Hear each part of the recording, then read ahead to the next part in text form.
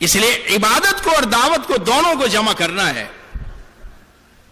اللہ کے راستے میں جا کر پہلے درجے میں ہمیں اس کی مشق کرنی ہے. اور جو ہم گھر جا رہے ہیں ڈرتے ڈرتے، حدیث شریف میں آتا ہے جو ڈرا وہ تیز چلا، اور جو تیز چلا وہ منزل کو پہنچا. جو واپس جا رہے ہیں وہ بھی ڈرتے ڈرتے واپس جا رہے ہیں، اور جو اللہ کے راستے میں جا رہے ہیں خوش ہوتے ہوئے جا رہے ہیں. اور یہ سہم ہے کہیں ہم سے اس کی حق کی ادائیگی میں کمی نہ ہو جائے.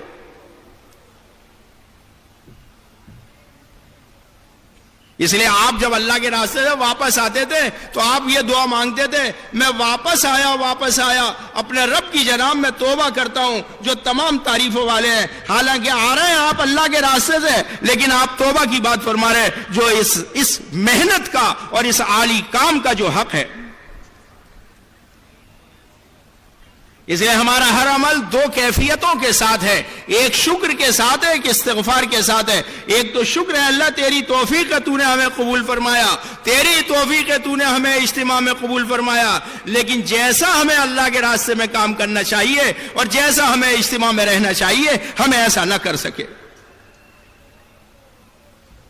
اس لیے ہر عمل کا آخر استغفار پر اور شکر پر ہے.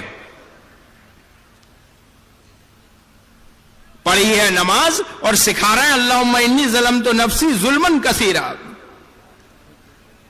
جیسا رکوع کرنا چاہیے تھا ایسا رکوع نہیں کیا، جیسا سجدہ کرنا چاہیے تھا ایسا سجدہ نہیں کیا. قرآن کہتا ہے رکوع کرنے والوں کے ساتھ رکوع کرو، سجدہ کرنے والوں کے ساتھ سجدہ کرو. حضرت مولانا محمد یوسف صاحب رحمۃ اللہ علیہ فرماتے تھے رکوع کرنے والوں کے ساتھ رکوع کرو آدھا جان مال مراد ہے، اور سجدہ کرنے والوں کے ساتھ سجدہ کرو پورا جان مال مراد ہے اللہ کے راستے کا. اس لیے 4 صفت قرآن بیان کرتا ہے ایمان والوں کی. یہ توبہ کرتے ہیں، یہ عبادت کرتے ہیں، اور یہ اللہ کے راستے کی محنت کرتے ہیں، اور یہ اللہ کی تعریف بیان کرتے ہیں. پہلی صفت ہے توبہ. ہم سے اللہ کے دین کی محنت نہیں ہوئی، اس کی توبہ. جیسا کرنا چاہیے تھی ایسی نہیں ہوئی، اس کی توبہ. بڑے بڑے گناہ ہوئے، اس کی توبہ. چھوٹے چھوٹے گناہ ہوئے، اس کی توبہ. یہ 4 وعدے ہیں نکلنے پر. جو اللہ کے راستے میں نکلے گا 4 وعدے. تزکیہ کریں گے یعنی تربیت کریں گے، ہدایت دیں گے، صحیح رخ پہ ڈال دیں گے. جو اللہ کو پسند ہے، جو اللہ تک پہنچتا ہے راستہ. مغفرت کریں گے، گناہوں کو معاف کر دیں گے. اور آگے قرآن میں بیان کیا گناہوں کے بدلے میں نیکیاں دے دیں گے. اور چوتھی بات فرمائی رحمت کریں گے.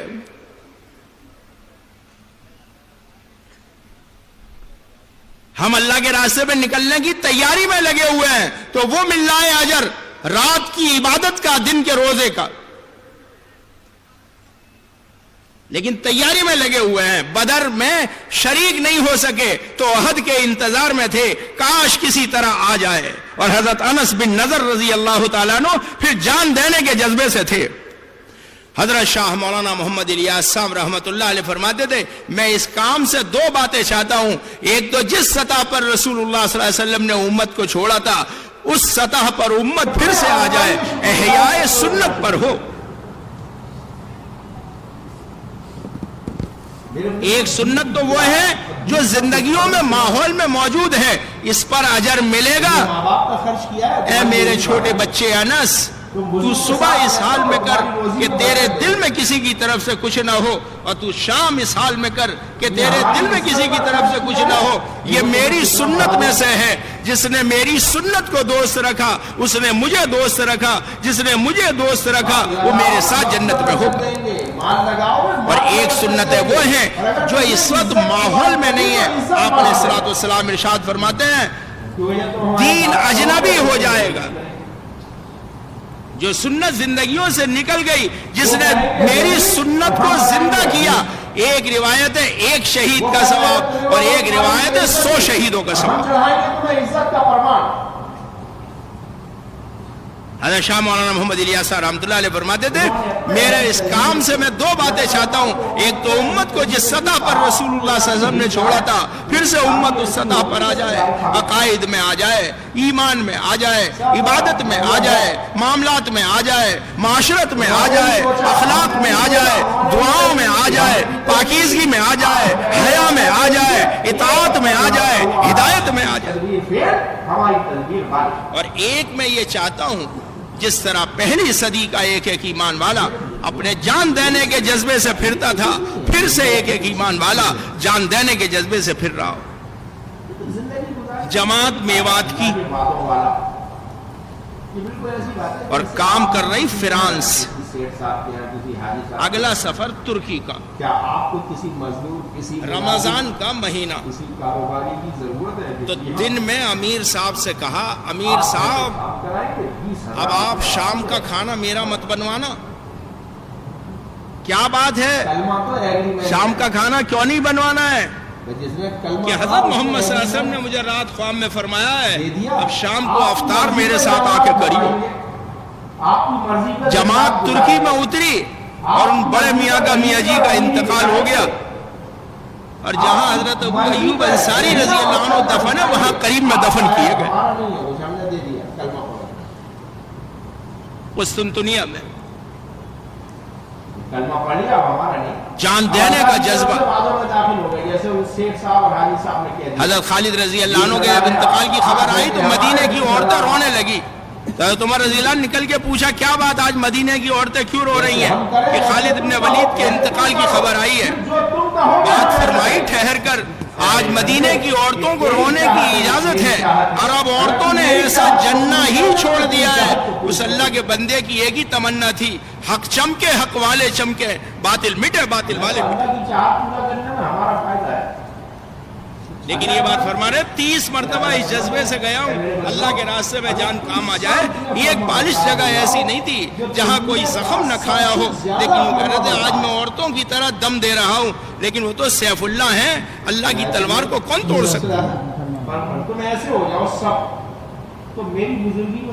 ہمارا اللہ کے راستے میں نکلنے کے جذبے کے ساتھ اگر ہم کام دھندے میں بھی ہیں، ٹھیک ہے ہم تیاری کے لیے جا رہے ہیں اور ہم اللہ کے راستے میں جا رہے ہیں،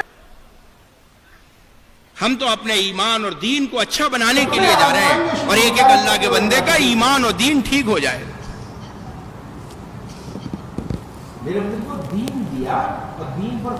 میرے بزرگوں ہر ایک کی کامیابی چاہے غریب اور امیر دین پر چلنے میں ہے، تو دین زندگیوں میں آنے میں بھی ایک ہی محنت ہے۔ اس لیے اللہ کے راستے میں نکلنے والوں کی بھی اصلاح اور بستیوں میں رہنے والوں کی بھی اصلاح اور ان کے دین کی ترقی ایک ہی محنت میں ہے، اعمال علیحدہ علیحدہ نہیں ہے، بلکہ جو اعمال اللہ کے راستے میں نکلنے کے ہیں یہاں تو ہم فارغ ہیں، اس لیے بہت زیادہ اہتمام کے ساتھ اپنا وقت بڑھا کر ان اعمال کو کریں گے، اور اپنے گھر پر اگر ہم مشغول ہیں تو وقت نکال کے ان اعمال کو کریں گے، لیکن اہتمام کے ساتھ۔ وہ کرنے میں تلے وہ تمہاری بے عزتی، عمل سے بچنا ہوشیاری نہیں ہے، عمل میں لگنا ہوشیاری ہے۔ عمل سے بے عزتی یہ ہماری ہوشیاری نہیں ہے، عمل میں اہتمام یہ ہماری ہوشیاری ہے۔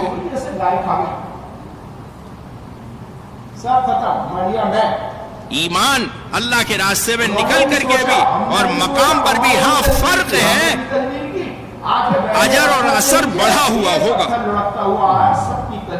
اللہ کے راستے میں نکل کر ایک صبح یا ایک شام عمل کرنا دنیا اور دنیا کے اندر جو کچھ ہے با اعتبار مال کے بھی اور با اعتبار اعمال کے بھی اس سے بڑا ہوا ہے۔ اب اس میں عمل کا کرنا، جس راہ کی دھول مٹی اتنی قیمتی ہے کہ جہاں لگ جائے وہاں آگ تو کیا دھواں بھی حرام ہو جائے، تو اس راہ کی دعا اور نماز کتنی قیمتی ہوگی۔ کیا آپ کو کسی مزدور، کسی ملازم، کسی کاروباری کی ضرورت؟ تم نیت باندھو، جب اللہ کے راستے میں نکلے جماعت اور سلام پھیرو، جب آئے جماعت اور روزے کی نیت کرو، جب نکلے جماعت اور افطار کرو، جب آئے جماعت تب بھی تم نکلی ہوئی جماعت کے اجر کے پاسنگ پہ بھی نہیں پہنچ سکتے۔ آپ کی مرضی پہ دن رات گزاریں گے، آپ کی مرضی پہ غریب جب نکلنے والوں کے لیے عمل کا اہتمام ہے اپنی نیت کو ٹھیک کر کے، پھر بستی میں رہنے والوں کو کتنا اہتمام ہوگا؟ آپ کا ہے، ہمارا نہیں ہے۔ کسی کا بھی دین ایک سطح پہ نہیں رہتا ہے، یا تو دین بڑھتا ہے یا دین گھٹتا ہے۔ دین بڑھے گا اگر ایمان بڑھے گا، دین گھٹے گا اگر ایمان گھٹے گا۔ شیخ صاحب اور حاجی صاحب نے کہہ دیا ہے 20,000 ہے آپ کا۔ 8 جگہ قرآن پاک میں صحابہ کے ایمان کے بڑھنے کو بیان کیا ہے۔ جیسے ہم کریں ایسے تم کہو، ایسے تم کرو، پھر جو تم کہو ایمان بڑھتا ہے، ایمان میں قوت پیدا ہوتی ہے۔ میری چاہت ہے، میری چاہت ہے۔ اور میرے بزرگوں، قیامت تک کے لیے امت سے صحابہ والے ایمان کا مطالبہ ہے، اور صحابہ والا ایمان صحابہ والی محنت سے آئے گا۔ چاہت پورا کرنے میں ہمارا فائدہ ہے۔ صحابہ اکرام اللہ کے راستے میں نکل کر کے بھی اور مقام پر بھی یہ ایمان کی دعوت دیتے تھے، ایمان کے حلقے لگاتے تھے۔ سب سے زیادہ فرما بردار ہے۔ ایمان بڑھتا ہے ایمان کی دعوت سے، ایمان بڑھتا ہے ایمان کے حلقوں میں شریک ہونے سے۔ تو میری بزرگی میں کوئی فرق نہیں پڑتا، میں تو جتنا بڑا ہوں اس میں کوئی تخصیص نہیں ہے۔ اگر اللہ تعالیٰ ارشاد فرماتا ہے، اگر میری امت میں سب سے زیادہ حلال حرام جاننے والے معاذ ابن جبل ہیں۔ اے معاذ، مجھے تم سے محبت ہے۔ آپ اردن جاؤ گے، جہاں معاذ ابن جبل رضی اللہ عنہ کی قبر مبارک ہے، اس کے قبر مبارک وہاں اس کے باہر آپ لکھے ہوئے وہ سب حدیث دیکھیں گے جو رسول اللہ صلی اللہ علیہ وسلم نے حضرت معاذ ابن جبل رضی اللہ عنہ کے لیے بیان کی ہے۔ ماں باپ کا خرچ کیا ہے، تمہاری روزی بڑھائی، تم وضو کے ساتھ رسول اللہ صلی اللہ علیہ وسلم یہ قاصد ہے حضرت محمد صلی اللہ علیہ وسلم کے، نے ہماری نسبت پر خرچ کیا ہے۔ 1 سال کی تشکیل پہ بھیجا ہے۔ حالانکہ یوں عرض کیا، یا رسول اللہ میرے اوپر قرضہ ہے، آپ نے فرمایا چلے جاؤ، کیا عجب ہے کہ تمہارے لیے سفر دیں گے، اور یہ بھی فرمایا جب آؤ گے مجھے نہیں پاؤ گے۔ تو ان کی آنکھوں میں آنسو نکل آئے، چیخ پڑے۔ حضور صلی اللہ علیہ وسلم نے اپنا چہرے مبارک ہٹا لیا۔ لکھنؤ کے کوئی عالم ہے، انہوں نے لکھا ہے حضور نے چہرے مبارک اس لیے ہٹایا تھا کہ آپ بھی حضرت معاذ کے رونے کو دیکھ کے رو پڑے تھے، لیکن چہرے مبارک اس لیے ہٹا لیا کہیں مجھے دیکھ کے معاذ اور زیادہ نہ روے، کیونکہ آپ یہ فرماتے تھے جب آؤ گے تو مجھے نہیں پاؤ گے، تمہارا گزر میری مسجد اور میری قبر پر ہوگا۔ اے معاذ، آج مجھ سے جو جتنا دور ہو جائے گا، کل قیامت کے دن وہ اتنا میرے قریب ہوگا۔ اگر سب سے بڑی کوئی قربانی ہے صحابہ کی تو وہ حضرت محمد صلی اللہ علیہ وسلم کی صحبت بابرکت کو چھوڑ کر جانا ہے۔ یہ تو سب بڑی بڑی قربانیاں ہیں۔ اور 1 سال کی تشکیل پہ ہے۔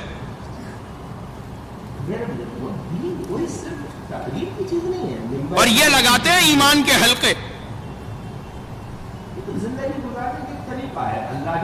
حضرت عمر رضی اللہ عنہ جو علم میں سب سے زیادہ گہرے ہیں، کہ عمر کے وصال پر، عمر کے شہادت پر 9 حصے علم اٹھا لیا گیا، اور وہ فرماتے ہیں میں حلقے اس لیے لگاتا ہوں تاکہ ایمان میں اضافہ ہو۔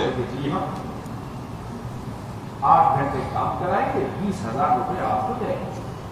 حیا علی الصلاۃ سے بھی پہلے 4 مرتبہ اللہ اکبر شروع میں کہا ہے۔ یہ ساری کائنات اربع عناصر سے بنی ہے، یوں کہو اللہ مٹی سے بڑا، اللہ ہوا سے بڑا، اللہ پانی سے بڑا، اللہ آگ سے بڑا، جو ان 4 چیزوں سے مل کے بنے اللہ اس سے بھی بڑا۔ اور امیری بتائیں گے آپ کی مرضی پہ، اس لیے اذان کو دعوت تامہ کہا ہے۔ ہمارا نہیں ہے، وہ ہم نے دے دیا۔ حضرت مولانا محمد یوسف صاحب رحمۃ اللہ علیہ فرماتے تھے حیا علی الصلاۃ سے مراد تمام مسجد والے اعمال ہیں۔ اب اللہ کی طرف سے وعدوں میں داخل ہو گئے، جیسے اس شیخ صاحب، اس لیے فوراً مؤذن کہتا ہے آؤ کامیابی کی طرف، حیا علی الفلاح، دنیا کی کامیابی کی طرف بھی، آخرت کی کامیابی کی طرف بھی۔ صحابہ کرام رضوان اللہ تعالی علیہ مجمعین نے مسجد میں عمل کا ماحول بنایا تھا۔ عمل یقین میں تھا، عمل علم میں تھا، عمل دعوت میں تھا۔ اگر تم میری چاہت کو پوری کر دے تو میں تیری چاہت کو پوری کر دوں گا۔ عمل کیسے کرنا ہے اس کا صحیح علم بھی ہے، اور وہ دعوت میں بھی ہے۔ بیٹا لیٹر نہیں کیا کر رہے اللہ کا فضل، اللہ کا فضل ہے۔ اے میرے بندو، اگر تم سب اتنے فرما بردار ہو جاؤ، جو تم میں کا سب سے زیادہ فرما بردار ہے۔ صحابہ اکرام مسجد میں حلقے لگاتے تھے۔ تم ایسے ہو جاؤ سب، تو میری بزرگی مسجد نبوی میں بھی حلقے لگے ہوئے ہیں اور جو صحابہ اللہ کے راستے میں نکلے ہوئے ہیں وہاں بھی مذاکرے ہیں. اگر اللہ تعالیٰ ارشاد فرماتا ہے اگر تم قرآن کا سیکھنا سکھانا ہے, احادیث کا دہرانا ہے, ایمان کی بات کا سمجھانا ہے, شکر گزاری کرتے ہو یا ناشکری کرتے ہو, اس لیے ہم اپنے ایمان میں قوت دینے کے لیے صحابہ کا جو عمل ہے ایمان کے حلقے لگانا, ایمان کی دعوت دے کے ایمان کے حلقے لگانا. تم نے ماں باپ کا خرچ کیا ہے تمہاری روزی بڑھائیں گے. جو جماعتیں اللہ کے راستے میں نکلی ہوئی ہیں وہ بھی, اور جو ابھی مقام پر ہیں وہ بھی, روزانہ کا کام ہے ہمارا. تم نے ہماری نسبت پر خرچ کیا ہے, کوئی دو چار دن کا نہیں ہے, روزانہ کا کام ہے. صحابہ کے ایمان کے بڑھنے کو بیان کیا گیا ہے. لگاؤ گے وقت سے برکت دیں گے. بڑھتا ہوا ایمان حکموں پر کھڑا کرتا ہے, اور جب ایمان کی محنت چھوٹتی ہے تو حکم زندگی میں ٹوٹنے شروع ہو جاتے ہیں, یہاں تک کہ حکم ٹوٹنے کا احساس نکل جاتا ہے. نماز چھوٹے گی اور ہنسے گا, ذکر تلاوت چھوٹے گی اور ہنسے گا, بچہ سننا شریعت پر نہیں ہوگا اور بچپن کا وہ بہانہ کرے گا. ہم چڑھائیں گے تمہیں عزت کا فرمان. مومن گناہ کو ایسا سمجھتا ہے جیسے پہاڑ گرنے لگا, اور فاسق ایسا سمجھتا ہے جیسے مکھی بیٹھی اور اڑ گئی. لیکن ساری ایسی ہو گئی جیسے گائے کھا گئی. اپنی نیت کو اچھا کر کے بھائی ہمیں تو اپنے دین کو بہترین بنانا ہے, اللہ کے راستے میں نکل کر کے بھی اور گھر پہ بھی ہمیں اپنے دین سے بے فکر نہیں ہونا ہے. ہماری تدبیر غالب. شیطان عمل چھڑواتا رہتا ہے اور اس کی نگاہ ایمان پر ہے کہ موت پر ایمان سلب کرنا ہے. تکلیف کی چیز نہیں ہے. ممبر کی کرسی جو ایمان سے بے فکر ہو جاتا ہے شیطان اس سے مطمئن ہو جاتا ہے, اور جو ایمان کے بارے میں فکر مند رہتا ہے شیطان اس کی طرف سے بہت فکر مند ہو جاتا ہے, بھئی یہ تو اپنے ایمان کی محنت میں لگ گیا ہے. کیا آپ کو کسی روزانہ ہم صبح سے شام تک اپنی مسجد کو اپنے گھر بار کاروبار میں سے وقت نکال کر آباد کریں گے. نکلنے والی جماعتیں بھی اللہ کے راستے میں نکل کر سب سے پہلے مسجد کو آباد کرنے کی فکر کریں گے. کلمہ تو جو ہمیں رخ دیا گیا ہے ہماری جماعتیں وہاں جائیں گی. جہاں ہمیں رکھا گیا ہے وہاں دین کے کام کے لیے رکھا گیا ہے, ہمیں کمانے کھانے کے لیے نہیں رکھا گیا ہے. آپ کی مرضی کا کمانا کھانا تو ضمنی کام ہے, ذلی کام ہے. اور امیری بتائیں گے. اگر دنیا میں بہتر بننا اچھا ہوتا تو پھر غیر ہم سے زیادہ اچھے ہیں. مکان بنانے میں اگر زیادہ بہتر ہوتے تو پھر غیر ہم سے زیادہ اچھے ہیں. معیار تو ایمان اور تقوی ہے. جیسے شیخ صاحب اور حاجی صاحب نے کہہ دیا ہے, ایمان میں تقوی آ جائے, ایمان میں صبر آ جائے, ایمان میں اللہ سے راضی ہونا آ جائے, ایمان میں اللہ کو راضی کرنے کا فکر آ جائے. ہم کریں ایسے تم کہو, ایسے تم کرو, پھر جو تم کہو گے ہم ایسا کریں گے. موقع کا حکم تلاش کرنے لگے, علم اسے کہتے ہیں جو وقت پر یاد آ جائے. میری چاہت کو پوری کر دے تو میں تیری چاہت کو پوری کر دوں. 1 گھنٹہ کسی نے اللہ کے لیے فارغ کر لیا, 60 سال یا 70 سال کی عبادت سے بڑھا ہوا ہے. جو 3 کام کرے جب تک زندہ رہے گا اللہ اسے عزت کی روزی دے گا, جب مر جائے گا اللہ اسے جنت میں داخل کرے گا. ایک تو وہ سلام کرتا ہے جب گھر جاتا ہے, اور ایک وہ مسجد میں جاتا ہے, اور ایک وہ اللہ کے راستے میں نکلتا ہے. تم ایسے ہو جاؤ سب, تو میری بزرگی میں کوئی فرق نہیں. قیامت کے دن اللہ تعالیٰ ایک اعلان کریں گے میرے پڑوسی کہاں ہیں. اسے فرشتہ اعلان نہیں کرے گا بلکہ اللہ تعالیٰ اعلان فرمائیں گے میرے پڑوسی کہاں ہیں. فرشتے عرض کریں گے اللہ آپ کے پڑوسی کون ہیں. اللہ تعالیٰ فرمائیں گے میرے گھروں کو آباد کرنے والے. کوئی جگہیں جنت میں نہیں جائیں گی, لیکن جن جگہوں پر مسجد بنی ہوئی ہے یہ مسجد والی جگہ, یہ مسجد جنت میں جائے گی. اللہ تعالیٰ ساری مسجدوں کو مسجد نبوی کی گود میں دے دیں گے, اور پھر ارشاد فرمائیں گے جاؤ تم سب جنت میں چلی جاؤ. یہ عرض کریں گے اللہ ہم اکیلے نہیں جائیں گے. کہ پھر کیسے جاؤ گی؟ کہ جنہوں نے ہمیں آباد کیا ہے انہیں بھی ساتھ لے کے جائیں گے. تو جنہوں نے انہیں آباد کیا ہے اللہ انہیں بھی ان کے ساتھ جنت میں بھیج دے گا. وقت لگاؤ گے وقت میں برکت دیں گے, مال لگاؤ گے مال میں برکت دیں گے, اور اگر تم نے عزت قربان کر دی تو 3 جگہ رہتا ہے مسلمان, یا تو رہتا ہے گھر میں, یا رہتا ہے کاروبار میں, اور یا رہتا ہے مسجد میں. اگر 3 جگہ اگر 24 گھنٹے کو بانٹو तो 8-8 घंटे आएंगे हिस्से में। अरे 8 घंटे कारोबार कर लो, 8 घंटे घर बार को दे दो, 8 घंटे मस्जिद को दे दो, और इसमें भी ईमान बनेगा, और इसमें भी यकीन बनेगा, और इसमें भी नमाज अच्छी बनेगी, इसमें भी कुरान आएगा, इसमें भी इल्म आएगा, इसमें भी ताल्लुक मोहल्ला आएगा, और इसमें भी अदब और अखलाक आएगा। ईमान पर मेहनत करते करते अखलाक तक पहुंच जाते हैं। कयामत के दिन सबसे भारी अमल रसूलुल्लाह सल्लल्लाहु अलैहि वसल्लम का अखलाक होगा। तुम में बेहतर वो है जो अपनी औरतों के लिए बेहतर है, और मैं तुम में सबसे बेहतर हूं क्योंकि मैं अपनी औरतों के लिए सबसे अच्छा हूं। ये बीवियां तुम्हारी बांधियां नहीं है। और दूसरी जगह इरशाद फरमाया, मां की बात पर बीवी की बात को तरजीह मत दो। एक तरफ बीवी के हुकूक बताए, एक तरफ मां के हुकूक बताए। क्या आपको किसी मजदूर, किसी मुलाजिम, एक तरफ अब्बा को सारी औलाद का हक दिया, या रसूलल्लाह मैंने अपने एक बेटे को घोड़ा दिया है, ये बेटे कितने हैं कि 9, या तो सबको घोड़ा दो वरना उससे भी वापस लो। कलमा तो एग्रीमेंट है। एक तरफ बेटों को समझाया, जिसने कलमा पढ़ा ये तुम्हारे अब्बा है, इनसे आगे न चलना, इनसे पहले न बैठना, इनका नाम लेके न पुकारना, जिस हड्डी पे का गोश्त खाने का इरादा करे उस हड्डी पे का गोश्त मत खाना। आपकी मर्जी पर रहना, इनके लिए दुआ करते रहना, रब्बिरहमहुमा कमा रब्बयानी सगीरा, रब्बिरहमहुमा कमा रब्बयानी सगीरा। जो 3 दफा इस दुआ को पढ़े, इसके बाद जो दुआ मांगेगा अल्लाह उसकी दुआ कबूल कर लेगा, और इसकी मोहब्बत अल्लाह माँ बाप के दिल में बढ़ा देगा। इब्राहिम अलैहिस्सलाम ने दुआ मांगी है। ये ईमान पर इतनी मेहनत करो कि अखलाक तक पहुंच जाओ। ऐसे तुम करो, फिर जो तुम कहोगे हम ऐसा करेंगे। नमाज सही हो जाएगी, जिंदगी सही हो जाएगी। मेरी चाहत है जैसे रोशनदान और खिड़की होती है बदबू और धुआं निकालने के लिए और रोशनी और हवा लाने के लिए, ऐसे ये नमाज बुराई और बेहयाई को निकालने के लिए है और नेकी और हया लाने के लिए है। तहज्जुद की नमाज शराफत है, चाश की नमाज की बरकत से रोजी में बरकत है। फर्ज नमाज के बाद जो 2 नफिल पढ़े 3000 रुपए से बेहतर है। अव्वाबीन की नमाज अगर समंदर के झागों के बराबर भी गुनाह हो तो अल्लाह इन्हें माफ कर देगा। जो अव्वाबीन की नमाज पढ़ता है 6 रकात।